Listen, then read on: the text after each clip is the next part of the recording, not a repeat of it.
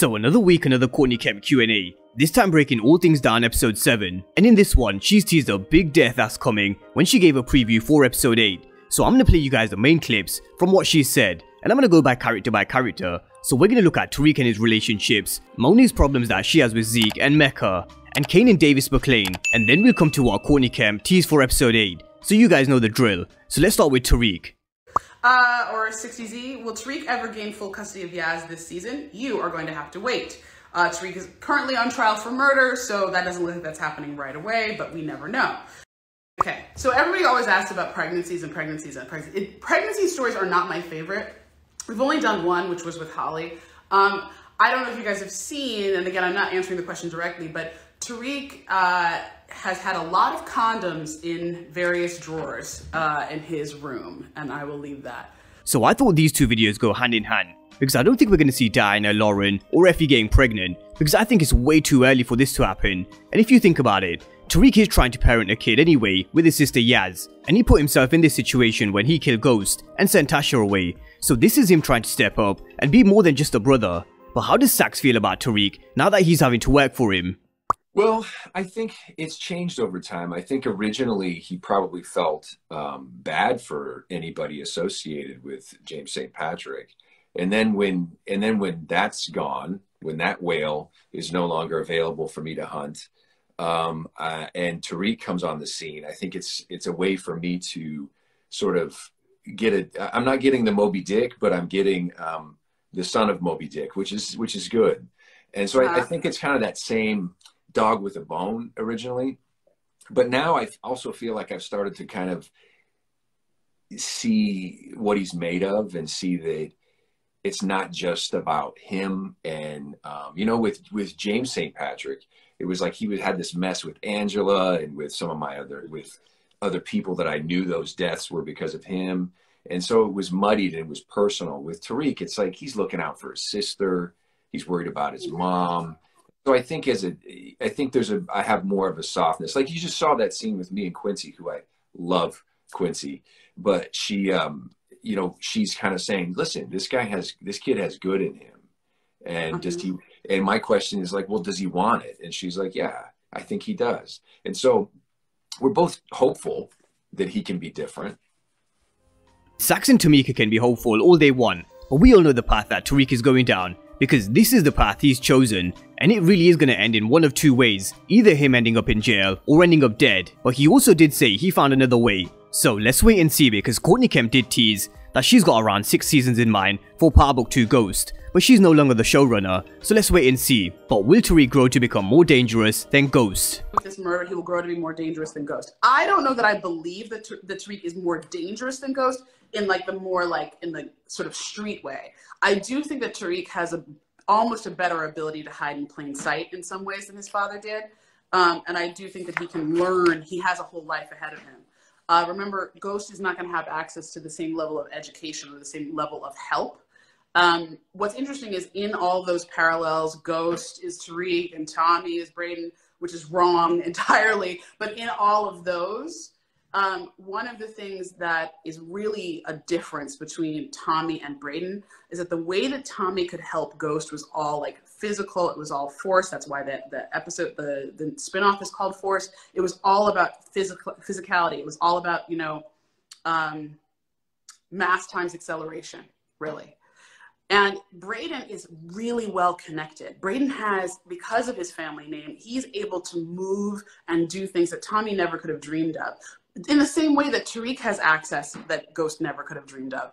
Now, this ties in with what I've been saying with Tariq. In essence, he's created a very powerful team around him. There's Davis McLean, Cooper Saxe, and Rashad Tate. But there's also Brayden as well, because he has this privileged background that he can use, and he can do things which Tommy couldn't. But Tommy was all about brute force in the streets, and this is what we're going to see with Power Book 4 Force in Chicago.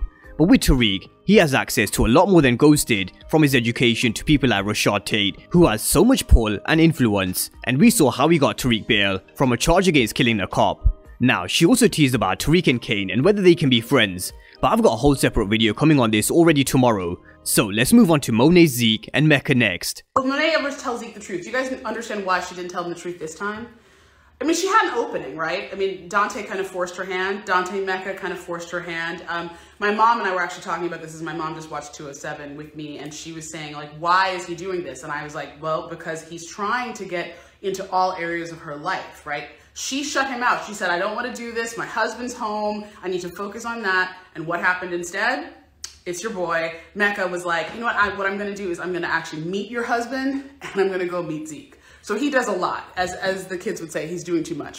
How does Dante know how Zeke got his name but didn't know about him? Obviously, when he found out his son was named Ezekiel Cross, he knew exactly why she named him Ezekiel, because of the tattoo. And remember, he says that she went with him to get it. And this is Dante really pushing Monet into a corner, because he's given her no option but to come clean and tell Zeke the truth, because he's gone to meet Zeke and now he's given all his product to Lorenzo and working with Monet's husband. So Mecca's basically telling Monet, okay, if you want to shut me out, then I'm gonna have to go on the offense and meet the two most important people in your life. And this is how I'm gonna control you and get you to do what I want. And it's only a matter of time before Monet tells Zeke the truth, or he finds out the truth, because Diana's gonna put 2 and 2 together, and then what's gonna happen? Let's see what Courtney Kemp said on this. The thing that's really interesting is that you guys have pointed out so many times that Zeke is so dumb. But the reality is, like, once that's revealed to him and that he has trusted the wrong people, he's going to start to think for himself. And I'm not sure how that's going to work out. He doesn't have a lot of practice doing that. So once Zeke finds out the truth, will he make his own decisions? Now, there was an agent who approached him in episode 2 and gave him his card. So I do wonder whether he's going to give him a call and cut Monet out. Because let's not forget, Monet's exit plan is Zeke. But Zeke and other factors can take this away. For example, what will Lorenzo do when he realizes the truth? Because he really doesn't give a shit about Zeke. What about the timeline when it comes to Zeke and all of the kids? And ask, can I explain Zeke's backstory a little more? Here's what I'm going to tell you guys. A lot of Zeke's backstory is going to come out in episode 8. Episode 8 to me is like, first of all, episode 8 is my favorite episode of the season. It's the biggest episode, I think, other than episode 5. Y'all are in for a real treat next week, and you're going to get a lot of answers to a lot of the questions you've been asking, specifically the ones about the Tejada family timeline, about what Monet did, and when she did it. You're going to get a lot of answers, and in an unexpected way. Now, this is the question that so many of us have had since it was revealed that Zeke was Monet and Mecca's kid. What is the timeline? When did Monet have Zeke and when did she have Kane? What are the ages of the kids? Because Courtney Kemp has teased before that Zeke is the oldest. So hopefully after episode 8, all this starts to make more sense. But let's talk about Kane and Davis McLean next. Well, actually, you know, since we came up with it, I guess, are you asking, like, why did we do that? The reason we did that is because when Monet went to Kane and she said, well, what are you going to do about Davis, and how are you going to keep him in line now that we don't have money to keep him in line? That's how Kane thinks, right? What is Kane going to do? Given the opportunity to do various types of, you know, nefarious acts, what is Kane going to do? He's probably going to go with some force, right? And this is Kane doing Kane things. He's always been someone who wants to strike fear into people, because that's how he's been brought up, the Tejada enforcer. And in season 1, we had Drew and Kane playing the good cop, bad cop. But Kane has always been the aggressor, and his first instincts is always to get people to submit to him using fear. But did it work with Davis McLean? Question. We actually talked about this. Davis takes the cases of some really bad people, and hopefully we're going to have more of that. We'll see more of that in season 3. He's represented some really bad people before, some really tough people. So is that the first time he's been threatened with a gun? No, not really. Let's see. Okay. And the first impressions I got from this scene, McLean wasn't scared. He's someone who used to run the streets with his brother Theo. And I think his brother is inside for something that McLean did. So there is definitely more to McLean's character, and I can't wait for season 3 to see this. But all Kane did in this scene is piss McLean off, because he is one greedy ass lawyer, and he's someone who upped the payment from 500k to $1 million just because he can, and he knows Monet and Kane, they're desperate. Can we trust that Davis is on Tariq's side from the Kane scene? I think Davis is on Davis's side. Don't you think? I mean, one thing that we do know, though, is that at the end of the episode, when he goes to confront Carrie, and I want to know what y'all think about Carrie, okay? When he goes to confront Carrie, what does he say? He says, make no mistake, my client is going to walk free. So, you know, what does that mean? I guess that's it. And Davis McLean, he will always be on his own side, but he'll always represent and fight for those who pay him. As long as the money's rolling in for him, he doesn't care. And something else he doesn't care about is ethics. Did Davis and Carrie sleep together? Yes, they did. They had a relationship when she was a prosecutor and he was a criminal defender defending his client. That is a huge no-no. And you all would have noticed, McClane said in this scene, "You slept with 4 people on this case," and that's Zeke, Whitman, Jabari, and McClane was the 4th. And their history was teased before in season 1 at Lauren's house, where Carrie warned Tariq about working with McClane. But coming back to Kane, what about his relationship with Lorenzo? 2. Does Lorenzo realize Kane is just like him, a hothead who doesn't think before moving? No. Lorenzo thinks that Lorenzo, is like a chess master and is like the king of strategy. Lorenzo does not see himself as a hothead at all. That's like a really important point.